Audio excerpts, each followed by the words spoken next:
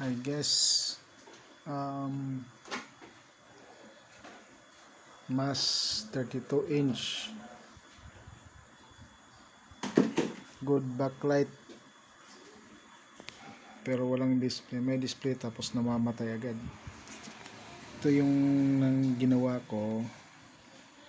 Bali nag-cut ako dito, siya ang nilahat ko na kasi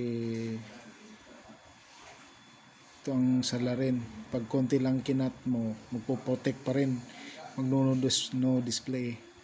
Tapos ito ang hirap ibalik, ang kailangan tsamba, kailangan maibalik mo ng maayos dahil maraming guhit pag hindi mo mabalik ng maayos. Kaya ayan siya, kanina may guhit, ngayon wala na, okay na siya.